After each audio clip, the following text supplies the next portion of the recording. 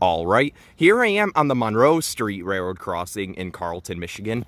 Now this right here is a rather iconic but yet rather underrated rail fanning spot right in the small village of Carleton, and what lays right in the center is this rather neat double crossing owned by both the CSX Saginaw subdivision, which right here is the diamond, and right after this diamond it turns into the CSX Toledo Terminal, and also the CN Flat Rock sub, which is kind of dead here, but we're hoping to catch something today on here like the INO or something. But yeah, this is my first time being in Carleton today too, and I decided to check this spot out with the boys today. Although it's a bit cloudy and it's probably gonna rain, but oh well, it's actually not too humid out today, thankfully.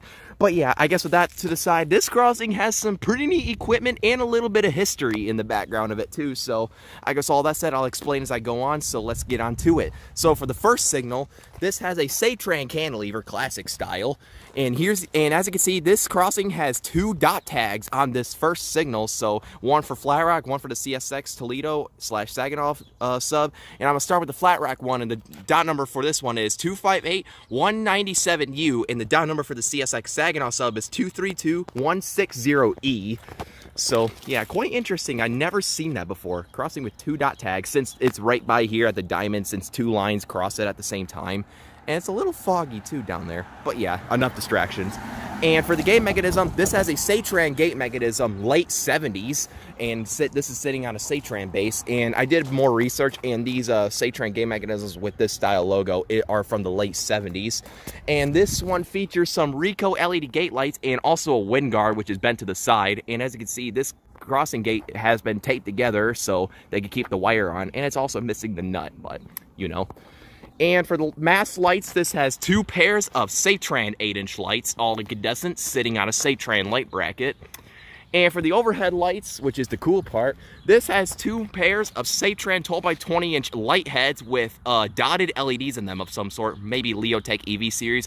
Now these used to be incandescent in the past, telling by its age, as you can see, but they've recently shoved LEDs in them to make them a little brighter since they were pretty dim. And these are sitting on a Satran light bracket. You see the older style light heads, like what Vinewood Avenue used to have. Well, still technically have. But yeah, and for the bell on this one, this has an NEG electronic bell set at high volume, and this replaced a General Signals Type 1 in the past. So yeah, that was the first signal. Pretty neat stuff. Sorry, I just had to swallow there for a second. Pause. Just kidding. Don't pause, please.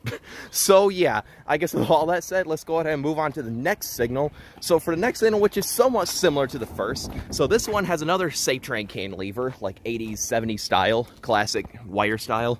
You guys probably get it by now, but yeah. And here's the emergency information again for the Saginaw sub only. And for the gate mechanism, this has another Satran gate mechanism, late 70s, sitting on a Satran base, as you can see. And this features some Ricoh incandescent gate lights, no wind guard to the short mast. And speaking of the short mast right here, the reason why it was so short because they actually mounted the bell right here. And for the bell, this has another NEG electronic bell. Sorry, that was a cool truck. But yeah, you can see the National Electric Gate Company. Better hurry up and finish this tour, the rain is picking up. But yeah, and for the mast lights, this has two more pairs of Satran 8-inch lights sitting on a Satran light bracket. As you can see, all incandescent. And for the overhead lights are two more pairs of Satran 12x20-inch incandescent light heads with dotted LEDs in them, Leotech EVs most likely, sitting on a Satran light bracket once again. And there's also a bell on this cantilever, which is a General Signals Type 1 electronic bell, but it's sadly dead. And you can see that this NEG electronic bell takes its place today. And as you can see, if you eagle-eyed it already, one of the visors are missing on the overhead lights on the first cantilever that I reviewed.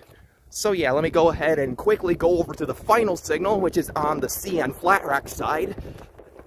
It is raining, so hopefully I don't break something. So yeah, I left my tripod outside too. I'll go ahead and have to pick that up. So for the last signal, which is similar to the other two, this has another Satran cantilever, classic wire style, 70s, 80s generation, not totally sure, but I'll probably do more research later. And here's the emergency information for the CN Flat Rock sub once again, no two dot tags like that one has. And for the gate mechanism, this has another Satran gate mechanism, late 70s era, sitting on a Satran base. And this features some more Ricoh incandescent gate lights, I believe. No wind guard on this one either, since it's, you know, very short. And you can see that the gate on this is very old.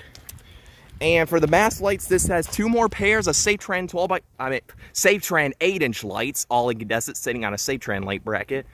And for the overhead lights are 2 more pairs of Safetran 12x20-inch incandescent light heads with dotted LEDs in them, Leotech EV series, sitting on a Safetran light bracket once again.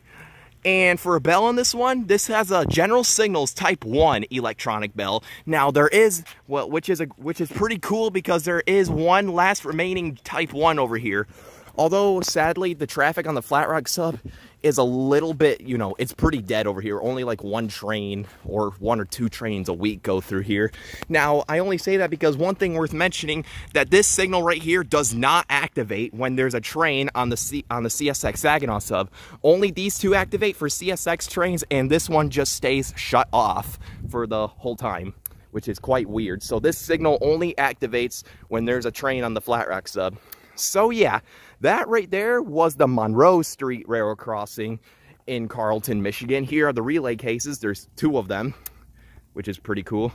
So yeah, I guess with all that said, let's go ahead and take a look at the track view. So starting with the Flat Rock sub, down there is heading northeast towards a few other crossings. You see a crossbuck crossing and a couple of incandescent color light signals. Now, a lot of crossings on this line are actually gateless, which is quite interesting. Sorry, the video stopped. And down there is heading south towards another crossing at Matthews Street and a crossbuck crossing right here at Mill Street and another set of incandescent color lights. Now let's go ahead and, hold on, it won't zoom out. Sorry, water is getting on my screen, so that's why I'm having to quickly do this video. So let's go ahead and take a look at the other.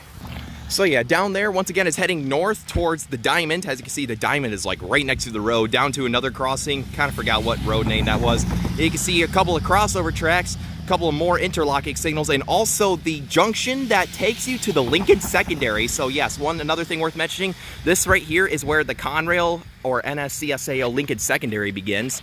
So that's there. And down there, you can see a big signal tower where a couple more crossover tracks are at, towards more crossings eventually. And there's also a couple of approach lit color light signals. Sorry, I couldn't think for a second. So yeah, it is raining hard, so I'm gonna go ahead and end this video right now and dry off. So this was the Monroe Street Railroad crossing in Carleton, Michigan. Quite a neat spot, although it's not as active as, let's say, you know, the Wyandotte area, but it's still a neat downriver crossing, small village to rail fan at. But yeah, I guess with all that said for now, over and out.